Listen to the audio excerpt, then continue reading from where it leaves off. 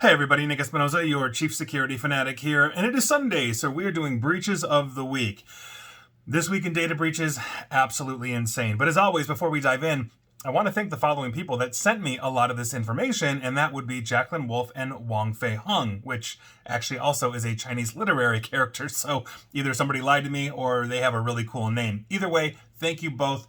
I really appreciate it. And let's start with Slim CD. This is a company that provides software to merchants for processing electronic payments. Credit card information of nearly 1.7 million people were exposed by an unauthorized actor in mid-June. Now, the breach data potentially includes the normal stuff you'd think of: name, address, credit card number, and expiration date. And here we are. So, Florida-based company, they filed on September 6th with regulators, and they have not released any details about the attackers. So, FYI, heads up, if you use Slim CD for all your money-moving needs, heads up. Moving on, Infosys McCamish. Now, this is an update from a while ago because organizations are still declaring as a result of this, and we just had a declaration by the TIAA, or Teachers Insurance and Annuity Association of American College Retirement Equities Fund, which is a mouthful, but heads up to you if you're a TIAA member. And the other one that just declared this past week was T. Rowe Price, New York Life, obviously the big insurance carrier, for 6 million people. So heads up to you, Infosys McCamish. I haven't heard that name in a while, but is still prevalent, just as MoveIt is, and we'll talk about them soon because companies are still declaring from that massive breach last year. So the next one is TFL, or Transport for London. They confirm that some customer data has been breached following a recent cyber attack on their systems. The information accessed by the attackers includes Oyster refund data encompassing bank accounts, bank numbers, and sort codes for around 5,000 customers. TFL confirmed on September 12th that other personal information may have been accessed by these attackers, including names, contact details such as email and home addresses. So heads up to you if you use Transport for London for all your transporting around London needs. Moving on, like I said, we're going to talk about MoveIt, and this is just keeps going on. It's the breach that keeps declaring. And so now we have a new Medicare breach as a result of MoveIt. They just declared 946,801 beneficiaries that they are notifying as a result of using MoveIt. And if you're using MoveIt still, why? At this point, they got everybody hit. Moving on. Let's talk about Avis, the car rental company, and this is great. I've used them before. They basically said a cyber attack in August exposed sensitive information of almost 300,000 people across several U.S. states. Now, basically none of the data breach notifications, which were first reported by Bleeping Computer, say that this information was taken during a cyber attack. But the letters say that the company discovered the attack on August 5, and an investigation revealed that attackers had accessed Avis's systems between August 3rd through August 6th. By August 14th, Avis determined that names and other pieces of personal information were accessed by the attackers, and victims are being offered 1 year of credit monitoring service, which is pretty much the default. So here we are, breach notifications for the record. And heads up, because these went out in possibly your state: California, Maine, Texas, Massachusetts, Vermont, and others. So heads up, the two most populous states, obviously right out of the gate on that list. So good luck. But if you're an Avis member and you rent cars from them, like I have in the past, I'm going to be looking out for mine.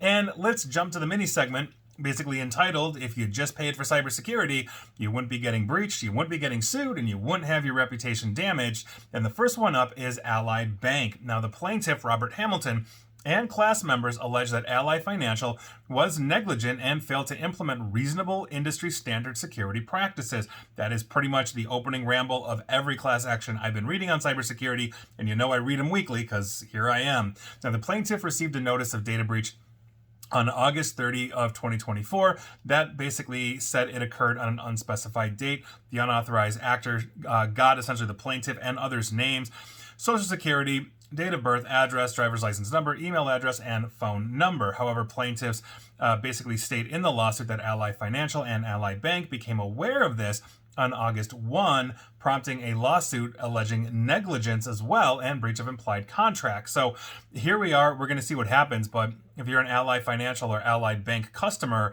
you may be entitled to compensation. So get ready for that $25 or whatever you're going to get. The lawyers always make out. Moving on. Lehigh Valley Health Network, which I believe is in Pennsylvania, they agreed to a $65 million settlement in a class action suit tied to their massive data leak, including publication of images of 600 nude cancer patients. Now, this is interesting because, quite frankly, I think this is the most payout I've ever seen to an individual in a class action. All plaintiffs are receiving at least $50, but here's the thing. If you are one of those 600 cancer patients whose either breasts or genitals were basically posted on the dark web, you're getting $70,000 to $80,000 in compensation. They will also share a pot of money that will be allocated to those diagnostic information that was revealed. And so if you're diagnostic, but not like, let's say, nude pictures of you were revealed, you get an additional $1,000. So I want to know who the lawyers are for this class, because quite frankly, they're rocking it out. Lehigh Valley Health Network obviously not having a good day at all. Moving on, 23andMe. Yes, I've talked about their data breach. I actually did a PowerPoint presentation on their data breach, and this is why I have not spit in a tube and sent it into the internet, because and I've written articles on this. I am not a fan, although I really would love to do this and find long lost cousins or whatever. But 23andMe. According to the preliminary settlement filing, the DNA testing company has agreed to pay $30 million to affected customers, as well as to conduct annual computer scans and cybersecurity audits for 3 years. Though, to be fair, they should do it every year, like every company should. A website will be built to notify people eligible to a portion of the settlement fund and facilitate payments. Affected users will also be sent a link where they can delete all of their information from the service, and they'll be able to enroll in a 3-year privacy and medical shield plus genetic monitoring program for free. The judge has yet to approve those terms, and if you recall, 6.1 million 23andMe customers were affected. So heads up to you, if you've spit in a tube and sent it in to the founder of Google's wife's company, good luck to you. You may get a little money back. And so those were essentially the lawsuits or fines that we saw this week. And if they just paid for cybersecurity, they wouldn't be getting sued, they wouldn't be getting fined, and they wouldn't be ruining their reputations. Moving on, back to regular breaches. Let's talk about Loge Holdings, that's Loge, aka Loge Camps, aka just Loge. They filed with Montana after discovering an unauthorized actor gained access into their email system. They explained an unauthorized party had access to sensitive information. We're talking names, social security, financial account information, payment card information, driver's license numbers, passport numbers, medical information, health information, electronic signatures, and dates of birth. Loge is sending out letters to those affected. Moving on. Shamrock Training on August 23, they filed a notice of breach with Montana after discovering an unauthorized party in their network, and Shamrock explained that the attacker had access to names and social security numbers. Shamrock Trading is sending out letters as well. Access Sport and Medicine and Orthopedics. Now, Access Sports filed a notice with Maine after discovering an unauthorized party accessed certain files in their infrastructure. And again, it's the same old song and dance: name, social security number, date of birth, financial information, medical information, and health insurance information as well. Access Sports is sending out notices. Moving on, golf course management firm Kemper Sports. Basically, the Maine's Attorney General is the one who got this letter, just like the last one, and apparently suspicious activity was discovered on April 1 of this year, and that was no joke. Now, an investigation revealed that as part of the cyber attack, the threat actor gained access to systems storing personal information, including names and social security. More than 62,000 individuals were affected. Moving on. Let's talk about Welcome Health. They filed with California after discovering an unauthorized party gained access to an employee's email login credentials. Welcome Health explained that what was accessed via this mailbox was names, dates of birth, social security numbers, health plan numbers, claim numbers, dates of service, and medical information as well. They are sending notices out also, so Welcome Health, not so welcoming this week. Engage Med is next up on the list because it's always healthcare. So they filed with Health and Human Services at the federal level for a HIPAA breach declaration, and they basically said an unauthorized party gained access to their infrastructure. And again, we're talking names, address, dates of birth, social security, medical info, health insurance info, and claim information as well. Engage Med is sending out notifications per law. Goodwin Living is next up here, and they filed with Massachusetts after discovering an employee account was accessed by an unauthorized actor. And once again, name, social security, address, phone numbers, email, dates of birth, driver's license, financial account information, medical information, health insurance information, and if you sneezed on a computer around Goodwin Living, it was probably captured. They are sending out notices also. Next up is retail data filing with California. Same stuff, same old dance, but we don't have a full list of their sensitive information, and they are sending out notices as well. So if you use retail data for your retail data needs, you know what to do. Moving on. The Prentke Romich Company, aka PRC Celtillo, interesting name, they filed with Massachusetts after discovering that basically an actor had access and actually copied out certain files from their network. So they went a little above and beyond on this one. Again, sensitive information was not listed out, but they are declaring that sensitive information was hit, and PRC Saltillo, whatever they do, are sending out letters of notification as well.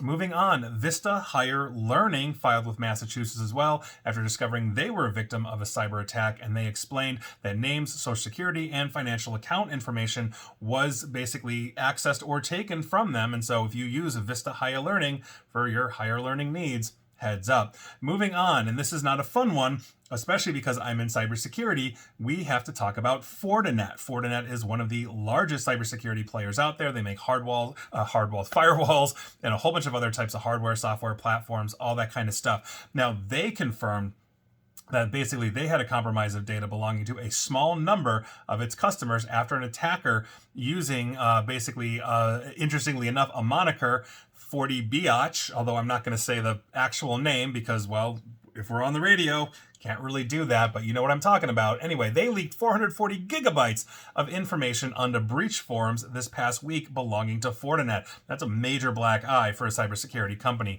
Now, the attacker claimed to have obtained data from an Azure SharePoint site and alleges they leaked it after the company refused to negotiate for basically like a ransom demand. Fortinet itself has not specifically identified the source of the breach, but in a September 12th advisory, the company said that somebody gained, quote, unauthorized access to a limited number of files stored on Fortinet's instance of a third-party cloud-based shared file drive, end quote. So that sounds exactly like Microsoft SharePoint, and 440 gig for the record. If that's limited, how? Like, that's a lot. So the security vendor, obviously Fortinet, one of the largest by market cap, identified the issue as impacting less than 0.3% of its more than 775,000 customers worldwide, which would place the number of affected organizations around 2,325 or so, and it's never a good look. But heads up to you, if you use Fortinet products to secure your life, you may be getting notified sooner than later. Moving on, and we have a couple finalies for you this week. We want to talk about the cost of a data breach between 2006, and now. That's how far back we're going, the George Bush era, George W. Bush specifically. Now, this is a quick one, but I want to kind of go through this, and so you can see that, quite frankly, costs rise on everything. Housing is more expensive now than it was back then. So is the cost of a data breach. And so this is big business. And remember, back in 2006, ransomware really wasn't a thing. CryptoLocker really hadn't come on the scene yet. And so by virtue of that, we are talking about data breaches that cost a lot of money. And in 2006, the average cost of a data breach for organizations, and this is all adjusted for inflation for today's numbers, was $3.54 million. Now, I'm going to go through a couple of years, not every year, but some interesting markers that we want to go through. And the next one I want to go through is 2012. And the reason why I want to do that one is Facebook started to explode. And by virtue of that, in the wake of that, and I'm not saying it's related to Facebook, around this era is when CryptoLocker, the first locking ransomware, came out. And before that, we had seen other ones where, you know, the infection would go in and like hide all the files, and we could run /unhide and get them back, or you'd get like basically like a screenshot of yourself through your webcam, or something would like lock out your computer saying the FBI, you know, like needs you, so send $200 via like a dot card to the FBI or whatever. But CryptoLocker really changed the game. And that was around 2012, 2013. And in 2012, when Facebook was blowing up and CryptoLocker was entering. We are now up to 5.5 million on average. And some years go down, but overarchingly, the trending continues to go up. In 2016, obviously, we had a major presidential election where we saw basically a ton of disinformation and misinformation flying around the Facebooks of the world, et cetera, et cetera. And so by virtue of that, the breach cost was 7.01 million. In 2020, the start of the pandemic, obviously, everybody's on lockdown. We had more ransomware calls in the first 6 months of the lockdown than I can ever remember. Essentially, obviously, we had another contentious election during a pandemic, et cetera, and the cost of data breaches was 9.05 million.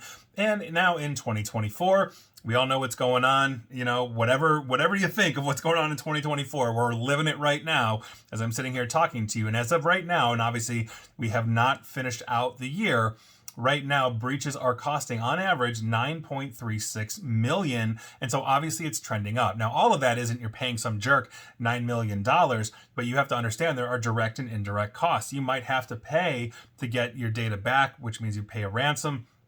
Not to mention, let's say you're down for a week. Well, you're paying for everybody's salary. That's a cost. You might have to hire lawyers, risk management teams, marketing people, to spin it, whatever it is. That overarching cost is essentially a $9.36 million loss to an organization right now. Now, obviously, smaller organizations are going to have smaller cost footprints.